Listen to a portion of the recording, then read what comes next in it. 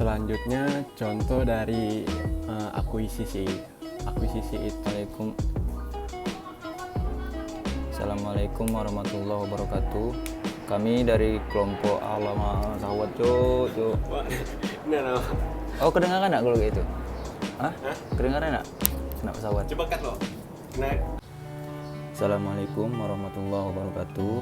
Kami dari kelompok 12 ingin mempresentasikan hasil diskusi kami yang beranggotakan 2 orang, yaitu saya sendiri Muldiansyah dengan teman saya Muhammad Iskan Salhuda, dengan tema merger, konsolidasi, dan akuisisi di bidang perbankan.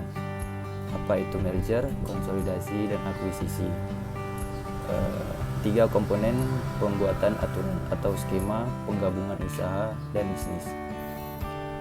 Merger adalah penggabungan dari 2 bank atau lebih dengan cara tetap mempertahankan berdirinya salah satu bank dan membubarkan bank-bank lainnya tanpa melikuidasi terlebih dahulu. Lalu konsolidasi adalah penggabungan dari 2 bank atau lebih dengan cara mendirikan bank baru dan membubarkan bank-bank tersebut tanpa melikuidasi terlebih dahulu. Yang ketiga, akuisisi atau pengambil alihan kepemilikan suatu bank yang mengakibatkan beralihnya pengendalian terhadap bank. Jika menggunakan merger, perusahaan yang satu masuk ke perusahaan yang lain. Sebagai akibatnya yang tinggal hanyalah satu perusahaan saja. Lalu menggunakan konsolidasi. Kedua perusahaan yang berdiri sendiri dan meleburkan diri sehingga muncul perusahaan baru. Lalu sedangkan menggunakan akuisisi, baik perusahaan mengambil alih maupun perusahaan yang lenyap, dan tidak terdapat juga perusahaan yang baru yang terbentuk akibat dari selesainya tindakan akuisisi tadi. 3 praktik merger serta akuisisi yang dilakukan oleh perusahaan-perusahaan yang terdapat pada Bursa Efek Indonesia atau BEI mendapat perhatian banyak publik sebab menyangkut kepentingan yang tidak banyak pihak lain seperti pemerintah, pemegang saham, calon investor, kreditor, dan rakyat umum. Aktivitas merger serta akuisisi dan konsolidasi merupakan tindakan korporasi yang tidak jarang dilakukan oleh pelaku usaha ketika menciptakan kekuatan permodalan, efisiensi produksi, serta jangkauan pasar. Lalu contoh merger atau penggabungan. Semula ada 4 perusahaan yang berdiri sendiri-sendiri, yaitu PT Budiman, PT Cahaya, dan PT Dunia, dan PT Abadi. 3 perusahaan tersebut menggabungkan diri ke PT Abadi. Kenapa demikian? Karena seluruh aktivita dan pasifa ketiga perusahaan itu dipindahkan ke PT Abadi. Jadi status ketiga perusahaan itu berakhir. Lalu yang kedua, contoh konsolidasi atau peleburan. Semula ada 3 perusahaan yang berdiri sendiri-sendiri, yaitu PT Budiman, PT Cahaya, dan PT Dunia. 3 perusahaan itu meleburkan diri dan status ketiga perusahaan itu berakhir. Kenapa status ketiga itu berakhir? Karena ketiga perusahaan tersebut ingin memunculkan perusahaan baru dengan nama baru, yaitu PT Abadi. Sekian penjelasan dari saya lanjutkan ke Iskansyah.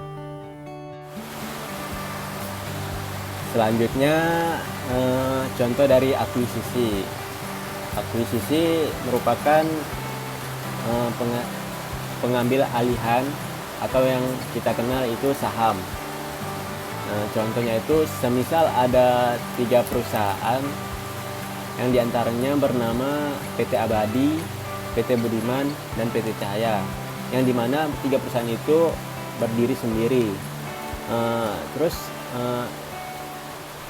salah satu perusahaan ini ada yang diakuisisi, yaitu PT Budiman. oleh perusahaan lain. Perusahaan lain itu yaitu PT Abadi yang mengakuisisi saham dan mengendalikan PT Budiman, sehingga PT Budiman ini menjadi pemegang saham yang mayoritas, sedangkan PT Cahaya ini bukan mengendalikan atau tidak menerima akuisisi tersebut, sehingga kita kenal itu pemegang saham yang minoritas. Kemudian kalau kita menggunakan merger, terdapat beberapa jenis merger, antara lain yang pertama itu merger horizontal, yaitu proses penggabungan dua perusahaan atau lebih yang dimana sejenis perusahaannya masih sama seperti yang terjadi di industri perbankan. Nah, yang kedua merger vertikal, proses yang dimana praktiknya terjadi peleburan antara beberapa perusahaan yang saling berhubungan. Contohnya tuh di bidang otomotif itu seperti perusahaan mobil yang bergabung dengan suku cadangnya, termasuk suku cadang. Nah, yang ketiga tuh ada merger konglomerat, yaitu proses penggabungan beberapa perusahaan untuk menghasilkan produk yang tidak ada kaitannya satu sama lain. Tujuannya ini untuk meningkatkan pertumbuhan badan usaha yang dilaksanakan dengan cara saling bertukar saham antara perusahaan yang berakhir atau dileburkan.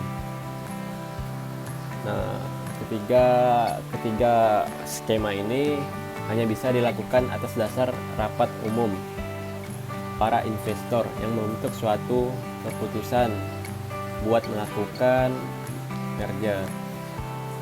Keputusan itu tadi diambil pada rapat umum atau pemegang saham yang dihadiri oleh pemegang saham tersebut yang mewakili sekurang-kurangnya 3/4 bagian yang berasal jumlah semua saham menggunakan hak suara yang legal atau yang telah disepakati.